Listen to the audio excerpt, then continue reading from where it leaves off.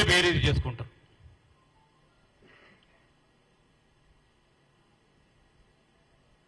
మీరు చెప్పిండ్రు మీ ఎలక్షన్ హామీలో 400కే ఎల్పిజి గ్యాస్ సిలిండర్ ఇస్తా అన్నారు. మేము చెప్తే సామాజిక పెన్షన్ల భద్రతకు సంబంధించిన పెంపు చేస్తామంటే మీరు మాకంటే ₹1 పెంచేందుకు ప్రయత్నం చేసే మేనిఫెస్టోలో పెట్టారు. మేము రైతు భరోసా అంటే 10 సంవత్సరాలు మీరు చేయని అంశాన్ని దాని విషయంలో ఆర్థిక సహాయం పెంచుతామని, రైతు బంధు ఆర్థిక సహాయం పెంచుతామన్నారు.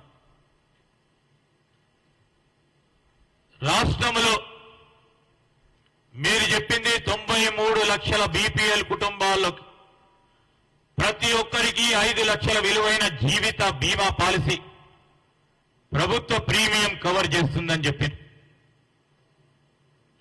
సామాజిక భద్రత పెన్షన్ కు సంబంధించి 2016 నుంచి 5,000 వరకు చేస్తామని చెప్పారు. దీన్ని 5 ఏళ్లుగా క్రమంగా పెంచుతామని చెప్పారు. దివ్యాంగులకి 6,016 వరకు పెంచుతామని చెప్పారు. ఆరోగ్య బీమా కవరేజీని కూడా పెంచుతామని చెప్పారు. ప్రభుత్వం ఏర్పడిన 6 నుంచి 7 నెలల తర్వాత, ప్రభుత్వం ఏర్పడ్డ తర్వాత పాత్రికేయ మిత్రులు యావత్ తెలంగాణ ప్రజలందరినీ కూడా కోరుతా ఉన్నా, వారు మేనిఫెస్టోలో చెప్పింది ప్రభుత్వం ఏర్పడ్డ తర్వాత 6 నుంచి 7 నెలల తర్వాత బీఆర్ఎస్ హామీలు కార్యరూపం దాలుస్తాయని చెప్పారు. 2018లో ఇంతకుముందు చెప్పినట్టు మేనిఫెస్టోలో పొందుపరిచిన తమ ప్రభుత్వం 90% సామాజిక కార్యక్రమాలను నిర్వహించడం జరిగిందని చెప్పిండ్రు. వాస్తవం ఎంత ఉందో ప్రజలు గమనించిన కనుకనే మార్పు కోరిండ్రు. మీరు చెప్పిండ్రు 2023 మేనిఫెస్టోలో రెసిడెన్షియల్ జూనియర్ కాలేజీలన్నింటిని కూడా డిగ్రీ కళాశాలలుగా మారుస్తామని. ఈరోజు మేము చెప్తా ఉన్నాం, తెలంగాణకి 6 నుంచి 7 లక్షల కోట్ల రూపాయలు అప్పులో ముంచి ప్రభుత్వాన్ని దివాలా తీసేలా బీఆర్ఎస్ ప్రజల సంబంధించిన అనేక సమస్యలను చెత్తబుట్టలో విసిరేసిన ఆ ప్రభుత్వం ప్రజలకు సంబంధించిన వారి సమస్యలన్నిటిని కూడా చెత్తబుట్టల విసిరేసిన, తిరిగి ప్రజలు వారిని చెత్తబుట్టలో బీఆర్ఎస్ పార్టీని విసిరేసిన, ఇంకా ఆలోచన లేకుండా మాట్లాడుతూ ఉన్నారు. మేము ఇంతకుముందు అడిగినాం, ఇవన్నీ కూడా చెప్పి సరే 30 రోజులకే 25 రోజులకే మీరేదో ప్రభుత్వాన్ని మేము గుంజుకున్నట్టు, అక్కడ ప్రజల తీర్పే లేనట్టు, అక్కడ ముఖ్యమంత్రి గారు కూర్చుంటే రేవంత్ రెడ్డి గారు పోయి ఆయన తోసి కూర్చున్నట్టు,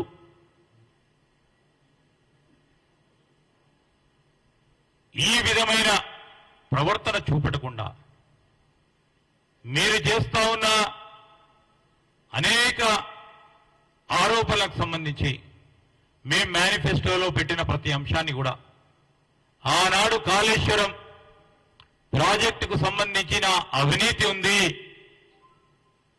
మేనిఫెస్టోలో చూడండి జ్యుడిషియల్ ఎంక్వైరీ చేస్తామన్నాం. ముఖ్యమంత్రి గారు కానీ సాగునీటి మంత్రి గారు ఉత్తమ్ కుమార్ రెడ్డి గారు కూడా ఈరోజు జ్యుడిషియల్ ఎంక్వైరీ వేయటం జరిగింది.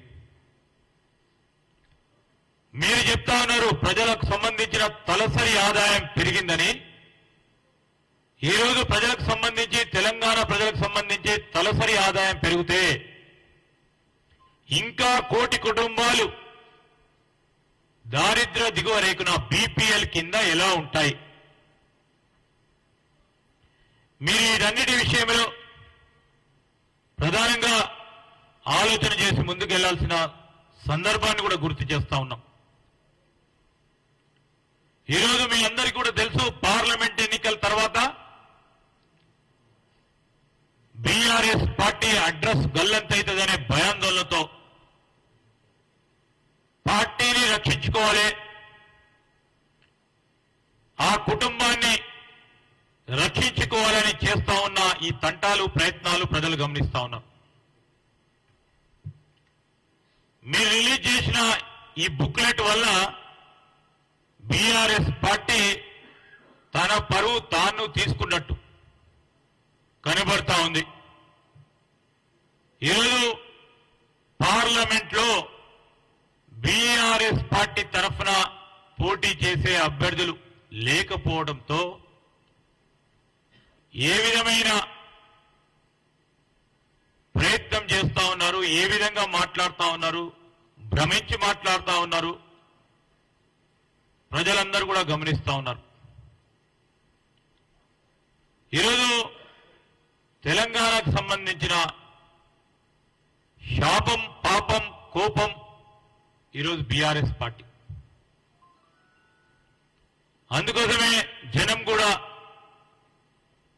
అసెంబ్లీ ఎన్నికల్లో వారిని పీకి పక్కన పెట్టిండ్రు. ఓటమి డిప్రెషన్ లో అధికారం మా దగ్గర లేదు అని అసహనంతో మీరు ఈ ప్రచురణలు చేసి ప్రజలకు వద్దకు వెళ్దామనే ప్రయత్నం ఈరోజు మేము చెప్తా ఉన్నాం. దేవుడు మా పట్ల ఉన్నాడు, ప్రజలు మా పట్ల ఉన్నారు. తెలంగాణకు సంబంధించిన పేదవారి ముఖాల్లో, సామాన్య ప్రజానికాని ముఖాల్లో ఈ 5 సంవత్సరాల కాలం పాటు ప్రతినిత్యం చిరునవ్వు చూడాలని చేసే మా ప్రయత్నంలో మీరు ఎన్ని ఇబ్బందులు పెట్టినా, రాబోయే కాలంలో మీరు ఎన్ని అవరోధాలు సృష్టించినా ఒక ప్రణాళికబద్ధమైన కార్యక్రమం తీసుకుంటున్నాం.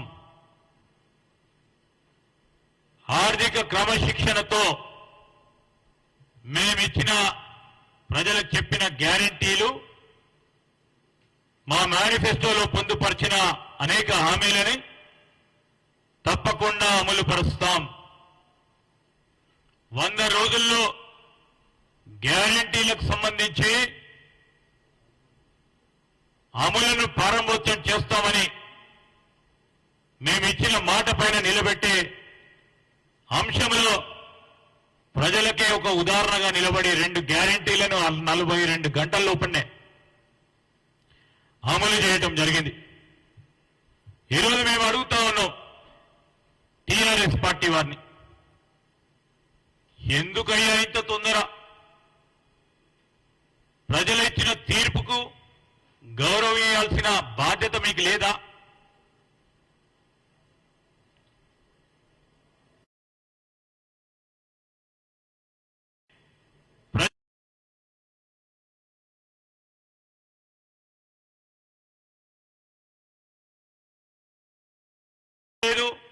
ఎందుకు చేయలేకపోయినావు అని బేరీజు చేసుకోవాల్సిన సందర్భము, సమయంలో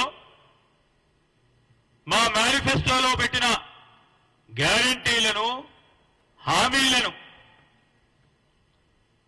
పై విరుచుకబడ్డే సమయంలో మీ పార్టీని చక్కదిద్దుకునే ప్రయత్నం చేయండి. ఇప్పటికైనా ప్రతిపక్షం అంటే కూడా ఆ పాత్రలో ఏ పాత్ర నిర్వహించాలో ఆలోచన చేయలేని, రాజకీయ డొల్లతనముతో పార్టీ పోతా ఉంటే దీనికి మీరు ప్రజలిచ్చిన తీర్పుకు క్షమాపణ చెప్పాల్సిన అవసరం ఉంటుందని మేము బీఆర్ఎస్ పార్టీ వారిని డిమాండ్ చేస్తా ఉన్నాం. ఈరోజు మేము 6.5 కోట్ల మహిళా సోదరమణులకి, ఆ అక్కలకి, చెల్లెలకి ఉచిత బస్సు ప్రయాణం విషయంలో వారు మంచిగా సంతోషంగా కుటుంబాలకు సంబంధించి ఫ్రీ బస్సు ఉంది కదా, అని ఒక ధైర్యం, ఒక నమ్మకం ఈ కాంగ్రెస్ పార్టీ కల్పిస్తే ఆ నమ్మకాన్ని, ఆ ధైర్యాన్ని వమ్ము చేసే ప్రయత్నంలో కొంతమంది మరి టీఆర్ఎస్ నాయకత్వం కూడా కొంతమంది ఆటో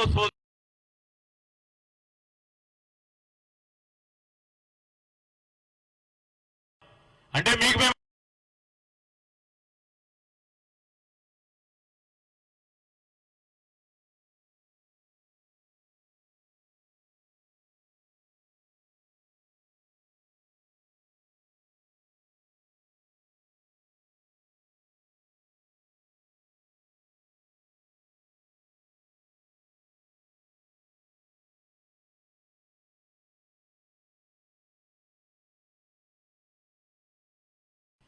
అన్ని ఆలోచన చేసే మా మేనిఫెస్టోను తీర్చిదిద్దడం జరిగింది. దాన్ని అమలు పరిచే ప్రయత్నంలో, కార్యక్రమంలో ఏ ఒక్క నిమిషం కూడా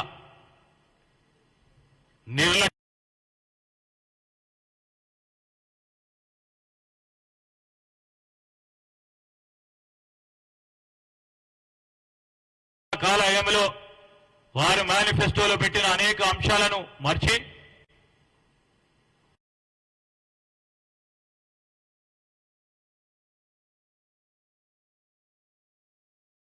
ఒకసారి 420 ఇంటూ 2 సార్లనా 3 సార్లనా వారు ఆ టీఆర్ఎస్ పార్టీ వారు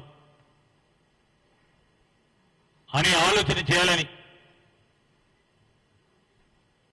ప్రజలందరినీ కూడా కోరుతూ ఈరోజు ఇప్పటికైనా మీ వ్యవహార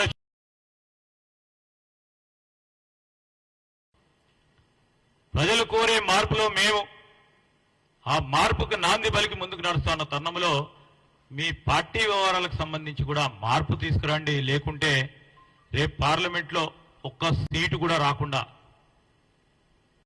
నామ రూపాలు లేకుండా పోతుందని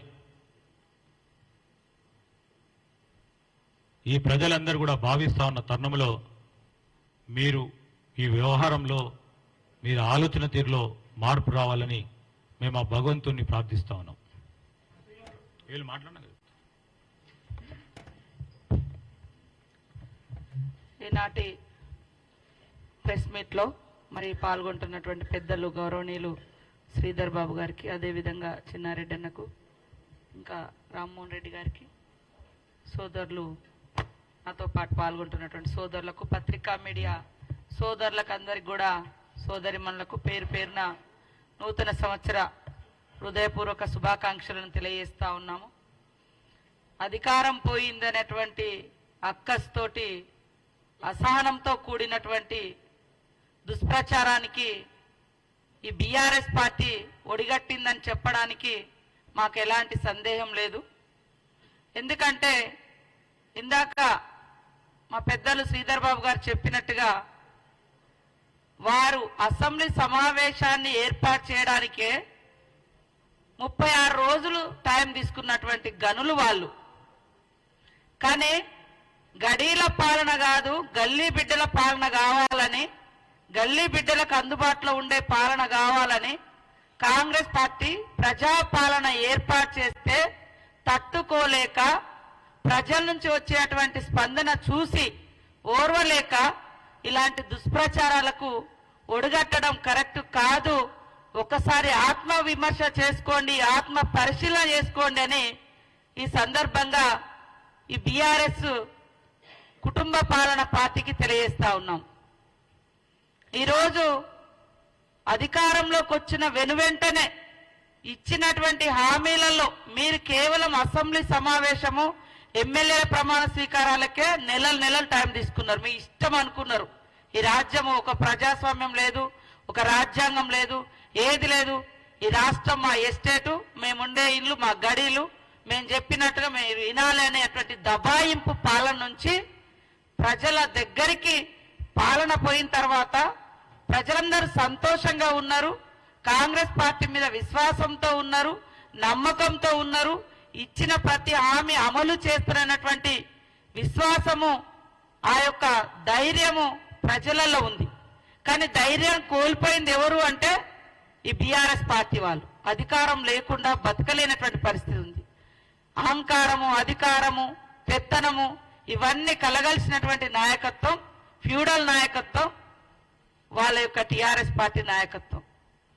ప్రజల నుంచి వచ్చేటువంటి స్పందన చూస్తే తట్టుకోలేకనే ఈరోజు దుష్ప్రచారం అనేటువంటి ఒక దారిని ఎంచుకొని మేము మంత్రులుగా ప్రమాణ స్వీకారం చేసింది 2వ తారీఖు నాడు, 9వ తారీఖు నాడు ప్రమాణ స్వీకారం చేసింది 7వ తారీఖు నాడు. 9వ తారీఖు నుంచి మేము ఇచ్చిన ఒక్కొక్క హామీని అమలు చేస్తూ మిగతా హామీల కోసం దరఖాస్తులు తీసుకోవడం కోసం ప్రజాపాలన పెట్టడం జరిగింది. అంటే మేము 7వ తారీఖు నాడు ప్రమాణ స్వీకారం చేస్తే 9వ తారీఖు నాడే ఇంకెప్పుడు అమలు చేస్తారు అని మాట్లాడారు. 5 సంవత్సరాల క్రితము మరి ఏకకాలంలో రుణమాఫీ అని చెప్పి కనీసం ఎంత ఘోరంగా రైతులను ఇబ్బంది పెట్టిరో మర్చిపోయారో నేను అడుగుతున్నా. 10 సంవత్సరాల క్రితం మొట్టమొదటి హామీగా దళితుడే ముఖ్యమంత్రి అని చెప్పారు. 10 ఏళ్ళైనా కూడా మరి మీరు దానికి పూనుకోకుండా 3వసారి కూడా మీరే ముఖ్యమంత్రి కావాలని చేసినటువంటి ఈ మోసం ప్రజలు మర్చిపోలేకనే అన్ని వర్గాల పార్టీ కాంగ్రెస్ పార్టీ అని కాంగ్రెస్ పార్టీకి అవకాశం ఇచ్చారు. 10 ఏళ్ళు దోచుకున్న దోపిడీ దొంగలు మీరు అని ప్రజలు గ్రహించే మీరు 420 అని ప్రజలకు తెలుసు కాబట్టే 2004 నుంచి 14 వరకు ప్రజా సంక్షేమాన్ని గుర్తుపెట్టుకున్న ప్రజలు తెలంగాణ ఇచ్చినటువంటి కాంగ్రెస్ పార్టీకి అవకాశం ఇచ్చారు. ఎందుకు తట్టుకోలేకపోతున్నారని మేము అడుగుతున్నాం. ఇవాళ ఒక ప్రజాస్వామ్యబద్ధంగా జరిగినటువంటి ఎన్నికలలో మెజార్టీ మాకొస్తే తెల్లారి నుంచే కూలుస్తాం పేలుస్తాం ఇని చెప్పేటువంటి మాటలు ఎందుకు ఇంత దురహంకారం మాటలు, ఇంత ఇట్లాంటి దుర్బుద్ధి అని మేము అడుగుతా ఉన్నాం. కాబట్టి 420 మీరు ఇచ్చినటువంటి హామీలు అమలు చేయకుండా 10 సంవత్సరాలు ఇష్టానుసారంగా గడీల పాలనను గల్లీ బిడ్డల మీద రుద్ది ఎంజాయ్ చేసింది మీరు. మేము అధికారానికి వచ్చిన మరుక్షణం నుంచే ప్రజల కోసం ఎలాంటి అభివృద్ధి కార్యక్రమాలతో పాటు ఇచ్చిన ప్రతి హామీని అమలు చేయాలని ఆలోచిస్తున్నది మా కాంగ్రెస్ ప్రభుత్వం. అదే కాకుండా ఆటోల విషయంలో ఇవాళ మహిళలకు ఒక ఆర్థిక స్వేచ్ఛను, ఆర్థిక స్వతంత్రతను, ఆర్థిక స్వావలంబనను కలిగించాలి. వాళ్ళ అవసరాలన్నీ తగ్గించుకుంటున్నారు, మహిళలు బయటికి రాలేకపోతున్నారు, వాళ్లకు ఒక ఆర్థిక భారం పడకుండా ఉండాలని ఫ్రీ బస్ చేస్తే అత్యంత దుర్మార్గంగా ఆటో డ్రైవర్లను, ఆటో వాళ్లను రెచ్చగొడుతూ రోడ్ల మీదకి తీసుకొచ్చి ఇది ఉద్యమము అంటారు, లేదా వాళ్ళ కడుపు కొడుతున్నారు అంటారు. మా మేనిఫెస్టో చైర్మన్ శ్రీధర్ బాబు గారు ఆటో బస్సుల యొక్క ఫ్రీ బస్ పెట్టేటప్పుడు కూడా కొంతమంది ఆటో యూనియన్లతో డిస్కస్ చేసి వాళ్ళకి ఎలాంటి రాయితీలు కావాలో కూడా మాట్లాడడం జరిగింది. భవిష్యత్తులో కూడా వాళ్ళని ఆదుకోవడానికి కూడా సిద్ధంగా ఉంది. కానీ ఇంకా ఎలాంటి సమస్య లేనట్టుగా ఒక ఆడకూతులు వచ్చి స్వేచ్ఛగా బస్సులలోకి వస్తే ఈ ఫ్యూడల్ భావజాలం కలిగినటువంటి మహిళలంటే చిన్న చూపు చూసేటువంటి ఈ టిఆర్ఎస్ పార్టీ, మహిళలంటే తీవ్రమైనటువంటి వివక్షతకు గురి చేసేటువంటి ఈ టిఆర్ఎస్ పార్టీ మహిళలు బయటికి వస్తే తట్టుకోలేక ఉచిత బస్సు ప్రయాణం మీద అక్కసు వెళ్ళగక్కుతున్నారు. మరి ఈ 7-8 సంవత్సరాల కాలంలో రైతు బంధు పేరుతోటి ఫామ్ హౌజ్లకు లక్షల రూపాయలు దోచుకుంటే ఏ పేదోళ్ళని వచ్చి రోడెక్కిర్రా? మాకేమీ వేయలేదని పాపం అడిగిర్రా? అలాంటి మరి జరగలేదు. కానీ ఒక మహిళ బయటకు వస్తే మాత్రము ఈ రకంగా ఆటో డ్రైవర్లను తీసుకొచ్చి ఉద్యమం అని చెప్తున్నారు. ఉద్యమం కాదు, వాళ్ళని అడ్డం పెట్టి మీ అధికార దాహాన్ని తీర్చుకోవడం కోసం మీరు వేసేటువంటి ఎత్తుగడ. కాబట్టి ఇవాళ టిఆర్ఎస్ పార్టీ 420 పార్టీ 10 సంవత్సరాలు ఇది అది అని తేడా లేకుండా అందిన కాడికంతా దోచుకొని ఆ దోచుకున్నదంతా బయటకు వస్తుంటే ఇవాళ దాన్ని తట్టుకోలేక ఇలాంటి దుష్ప్రచారాలకు ఒడిగడుతున్నారు.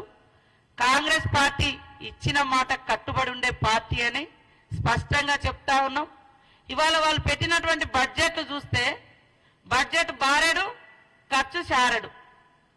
మరి వచ్చినటువంటి నిధులను కూడా తమ ఇష్టానుసారంగా తమకు నచ్చిన పథకాల పేరుతోటి కమిషన్లు వచ్చేటువంటి వాటి కోసం లక్షల కోట్లు ఖర్చు పెట్టి ఇవాళ మేము శ్వేతపత్రం రిలీజ్ చేస్తే వాళ్ళట శ్వేతపత్రం అట. ఏడ కష్టపడ్డారు? ఎవరి త్యాగాల మీద వచ్చింది ఇది? తెలంగాణ బిడ్డల త్యాగాల మీద వస్తే, ఉద్యమాల మీద వస్తే, ఉద్యమకారులను అణిచివేసిన చరిత్ర. ఉద్యమం చేసుకోకుండా ఒక ధర్నా చౌక్ లేకుండా చేసిన 420 మీరు, మేం కాదు. ఇక్కడ కాంగ్రెస్ పాలనలో ప్రజాస్వామ్యము కనబడుతుంది కాబట్టి ప్రజలందరూ స్వేచ్ఛగా ఉన్నారు. అనేక రకాల దుష్ప్రచారాలు చేసి తమ యొక్క వ్యక్తిగత స్వార్థం కోసం కాంగ్రెస్ పార్టీ మీద దుష్ప్రచారం చేస్తా ఉన్నారు. ఇది మంచిది కాదు. ఇలాంటి దుర్మార్గపు విధానాలను ప్రజలు సహించరు అనే విషయాన్ని గుర్తుపెట్టుకోండి. ప్రజలారా ఆలోచించండి. ఇవాళ బంగారు తెలంగాణ, బంగారు తెలంగాణ అంటే నిజంగానే అందరికి భ్రమ కల్పించారు తప్ప ఆడికి పోతే 6 లక్షల కోట్ల పైగా అప్పుల తెలంగాణ మిగిల్చిరు. కేసీఆర్ ప్రభుత్వం గతంలో బంగారు తెలంగాణ, బంగారు తెలంగాణ అంటే నిజంగా దేశమంతా బంగారం అనుకున్నారు. మనం కూడా ఇక మనకు రాకపోతుందా అని ఒకసారి రెండోసారి అవకాశాలు ఇచ్చారు. కానీ ఒక్కొక్కరి మీద లక్షల కోట్ల రూపాయలు ఈ రాష్ట్రం మీద పెడితే ఇది అని చెప్తేనట అది రాష్ట్రానికట అవమానం అంట. ఆదాయం మీకు వచ్చింది, లగ్జరీ జీవితాలు మీకు వచ్చినాయి, దోసుకున్నది మీరు. ఆ నెపమంతా కూడా తెలంగాణ ప్రజలు మోయాలన్నట. అది ఉన్నది ఉన్నట్టుగా మాట్లాడితే తెలంగాణను అవమానించినట్ట. నువ్వు చేసిన తప్పుకు తెలంగాణ ఎందుకు అవమానపడుతుంది? నువ్వు చేసిన అప్పులకు తెలంగాణ ఎందుకు తలదించుకుంటది? అంటే వీళ్ళే ఇక తెలంగాణ ప్రజలు మరి ఇప్పుడు 6 లక్షల కోట్లు పడ్డాయి, ప్రజల మీద భారం పడుతుంది. మరి ఇవన్నీ నువ్వు కట్టుతావా? ఉన్న శ్వేతపత్రం మేము విడుదల చేస్తే శ్వేతపత్రం అంట. ఎంత దుర్మార్గంగా వీళ్ళు తెలంగాణ ప్రజల యొక్క ఆత్మగౌరవాన్ని, అవసరాలను వారి యొక్క రాజకీయ ప్రయోజనాలకు వాడుకొని వాళ్ళ తప్పులను కప్పిపుచ్చుకునే ప్రయత్నం ఎలా చేస్తున్నారో తెలంగాణ ప్రజలు కూడా గ్రహించాలని మేము కోరుతా ఉన్నాం. 10 సంవత్సరాల్లో అనేక వాగ్దానాలు ఇచ్చి ఏది కూడా ఇదే ప్రభుత్వము ప్రతి ఒక్కరికి ఇల్లు అని చెప్పారు, ఇంటికో ఉద్యోగం అన్నారు, దళితుల 3 ఎకరాలు అన్నారు, కేజీ నుంచి పీజీ అన్నారు, ఏకకాలంలో రుణమాఫీ అన్నారు. ఇట్లా చేస్తే వాళ్ళ 420 చాలా ఉన్నాయి. మేము ఆ 10 సంవత్సరాలలో ప్రజలు ఎదురు చూసినట్టుగానే మేము కూడా ఇక చేస్తారని చూసాం. ప్రజలు మీ ద్వారా కావట్లేదని మాకు అవకాశం ఇచ్చారు. మా ద్వారా ఏమైతుందో ప్రజలు ఎదురు చూస్తున్నారు. కానీ మీకు ఆ కుతూహలం ఆగడం లేదు. కాంగ్రెస్ నిజంగా చేస్తుంది కాబట్టి ముందే బ్యాడ్ ఇంప్రెషన్ క్రియేట్ చేయాలని ఇలాంటి దుష్ప్రచారాలకు ఒడిగడుతున్నారు. ప్రజలారా ఆలోచించండి. ముఖ్యంగా మహిళలకు రేపు 2500 స్కీమ్ వస్తుంది, 500 గ్యాస్ వస్తుంది. ఇవన్నీ వస్తే ఇంకా మాకు ఇక ఎంపీ ఎలక్షన్లో కావచ్చు భవిష్యత్తులో ఉనికే ఉండదని ముందే ఒక తప్పుడు సమాచారాన్ని, తప్పుడు ప్రచారాన్ని ప్రజల్లోకి తీసుకెళ్తున్నారు. ఇలాంటి తప్పుడు ప్రచారం ప్రజలు నమ్మడానికి సిద్ధంగా లేరు. కాబట్టి ఖచ్చితంగా కాంగ్రెస్ పార్టీ ఇచ్చిన ప్రతి మాట నిలబెట్టుకునేటువంటి ప్రయత్నంలో ఒక్కొక్క అడుగు ముందుకేస్తున్నాం. నువ్వు 10 ఏళ్ళైనా అమలు చేయలే, మేము 10 రోజులలో ఒక్కొక్కటి చేస్తున్నాం. మీరు ఆన్లైన్ సెంటర్ల పేరుతోటి మరి మీ సేవల కాడ, జిరాక్సుల కాడ రోజుల తరబడి నిలబడితే ఇల్లులు గతిలేవు. 6 లక్షలతో ఇల్లు అని చెప్పి 3 లక్షలకు తగ్గించిన ఘనత మీది. 10 ఏళ్ల కింద 6 లక్షలు అన్నావు, 10 ఏళ్ల తర్వాత సిమెంట్, స్టీల్ అన్ని రేట్లు పెరిగినాయి, కట్టుబడి రేట్లు పెరిగినాయి. 3 లక్షలు తగ్గించింది మీరు. ఇట్లాంటి చెప్పుకుంటూ పోతే అనేక మీది ఉంది. కాబట్టి ఎవరు కూడా నమ్మడానికి సిద్ధంగా లేరు. ఖచ్చితంగా 420 ఏదైనా ఉంది అంటే ఈ దేశంలో కేసీఆర్ పార్టీ, బీఆర్ఎస్ నాయకులు, కాంగ్రెస్ కాదు. కాబట్టి ప్రజలందరూ గమనించాలని కోరుతూ ఈ దుష్ప్రచారాన్ని ఎక్కడికక్కడ ఎండగట్టాలి. టీఆర్ఎస్ పార్టీకి మేము ఒకటే సూటి ప్రశ్న వేస్తున్నాం. ఇప్పుడు ఇందాక శ్రీధర్ బాబు గారు అడిగినట్టుగా మహిళలకు ఫ్రీ బస్ వద్దా, మహిళలకు 2500 వద్దా, ఇంట్లో 500 గ్యాస్ సిలిండర్ ఇవ్వద్దా? మరి మా హామీలు అమలు కాని హామీలు అని అన్నారు. మేము 15,000 రైతు బంధు అంటే మీరు 16,000 అన్నారు. మేము 2,500 మహిళల కంటే మీరు 3,000 అన్నారు. మేము 4,000 పింఛన్ అంటే మీరు 5,000 అన్నారు.